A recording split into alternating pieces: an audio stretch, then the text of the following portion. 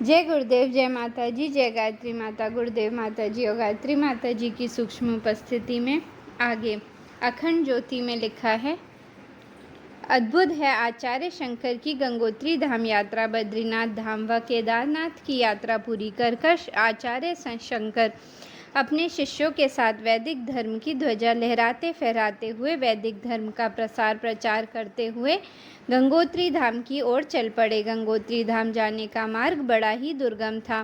कहीं ऊंचे ऊंचे पर्वतों की कठिन चढ़ाई थी तो कहीं हिंसक जीवों से भरे भयावह वन क्षेत्र भी थे, पर आचार्य शंकर उन सभी विघ्न बाधाओं को पार करते हुए आगे बढ़े जा रहे थे। केदारनाथ, केदारगंगा और भागीरथी से मिलन की अद्भुत छवि को देखते हुए वे सभी आगे बढ़े जा रहे थे।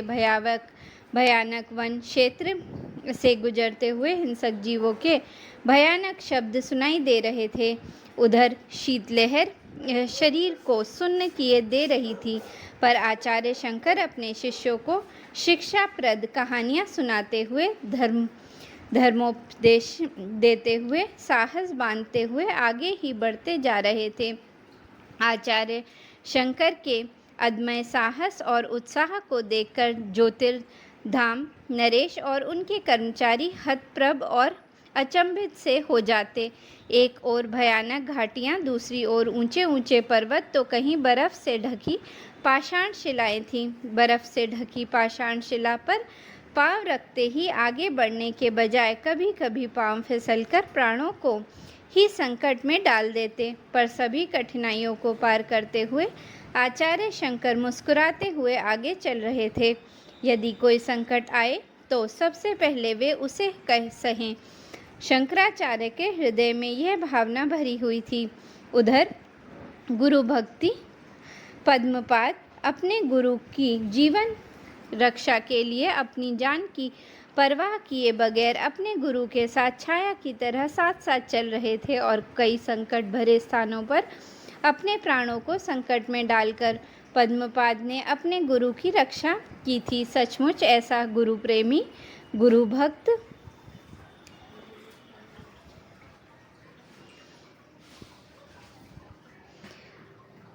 कोई विरला ही होता है। साथ चल रहे ज्योतिर्धाम नरेश पद्मपाद के गुरु प्रेम को देखकर अभिभूत थे और यह समझ चुके थे कि पद्मपाद अपना सर्वस्व अपने गुरु को समर्पण कर चुका है और इसी कारण पद्मपाद पर आचार्य शंकर की विशेष कृपा है। और सच भी तो यही है कि बिना समर्पण किए, बिना त्याग किए कोई भी साधक साधना पथ पर कहाँ खरा उतरा है। पर पद्मपाद गुरु के प्रति अपने सर्वस्व समर्पण के कारण गुरु के कृपा पात्र बन चुके थे।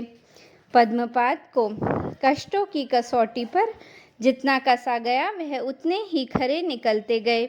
उधर चलते चलते अब सूर्यास्त होने को था। विश्राम की कहाँ व्यवस्था हो, इस पर सभी लोग विचार कर रहे थे। तभी उधर पद्मपाद गुफाओं में और टूटे देवालय खंडरों में ठहरने का प्रबंध कर वापस आ रहे थे।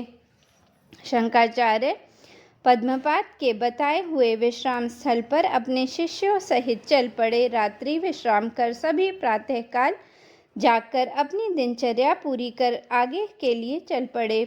इस प्रकार सूर्यास्त होते ही सभी गुफाओं में या प्राचीन मंदिरों में, खंडरों में रात्रि विश्राम करते और प्रातःकाल तैयार होकर आगे की ओर चल पड़ते। इस प्रकार यात्रा करते हुए, विश्राम करते हुए कई दिन लगातार चलने के पश्चात सभी तीर्थयात्री भागीरथी के उद्गम स्थल की ओर बढ़ चले जा रहे थे। अतः वे सभी गंगोत्री में सूर्य कुंड, विष्णु कुंड, ब्रह्मा कुंड आदि तीर्थों के दर्शन करते हुए विशाल भागीरथ शिला के पास पहुँचे। यह वह शिला है जिस पर बैठकर भागीरथ ने गंगा जी को मृत्युलोक में लाने के लिए घोर तपस्या की थी। भागीरथ की तपस्या से प्रसन्न होकर ही गंगा जी इस धरा पर अवतरित हुई थी। इसलिए गंगा पहले भागीरथी कहलाई। चलते चलते अब भागीरथी नदी दिखाई देने लगी थी। युगों युगों से अपने अमृत जल से इस धारा को धन्य करती हुई भागीरथी लगातार आगे बढ़ती जा रही थी। गंगा अब भी कितने गांव, नगर, महानगरों को पवित्र करती हुई वन उपवन में हरियाली व सौंदर्य बढ़ती हुई आगे ही आगे बढ़ती चली जा रही थी। यह देखकर सभी तीर्थयात्री आह्लादित थे और आनंदित थे।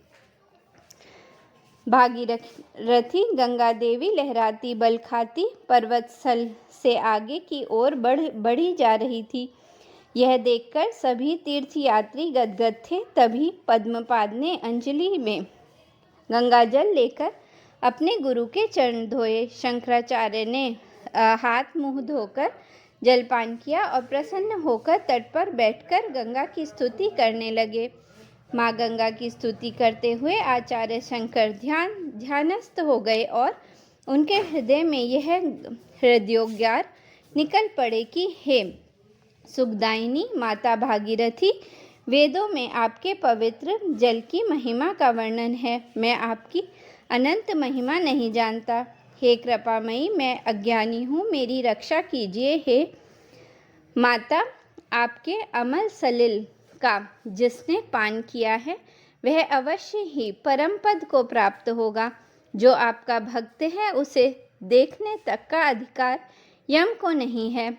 हे भगवती, मेरे रोग, शोक, पाप, पुण्य, कुमति, कलाप हरण कीजिए। हे त्रिभुवन श्रेष्ठ, आप ही एकमात्र मेरी गति हैं। हे भुवनेश्वर, त्रिभुवन पावनी, सर्वजन प्रशंसिते देवी, जलमयी, जो मनुष्य प्रतिदिन इस पवित्र गंगा स्रोत का पाठ करता है उसे अवश्य ही सर्वत्र जय लाभ होता है। इस प्रकार ध्यानमग्न आचार्य शंकर भागीरथी की स्तुति कर रहे थे और उनके श्रद्धालु शिष्य व भक्त उनकी ओर देख रहे थे और मन ही मन सोच रहे थे कि गुरुदेव की गंगा भक्ति कितनी मर्मस्पर्शी है। ब्रह्मज्ञ गुरुदेव ने गंगा के महात्म्य का कितना अद्भुत गायन किया है। इस प्रकार भागीरथी गंगा की स्तुति वंदना करके आचार्य शंकर आगे की ओर चल पड़े। लगातार बर्फ गिरने से रास्ता दुर्गम हो चला था। चारों ओर हिमशिखर दिखाई पड़ रहे थे। शीत के कारण सबके हाथ पांव सुन्न हुए जा रहे थे, पर शंकराचार्य जी साहसपूर्वक आगे ही बढ़ते जा रहे थे। वे अब गंगोत्री की यात्रा पूरी कर गोमुख की ओर बढ़ चले थे। जय गुरुदेव, जय माता जी, जय गायत्री माता।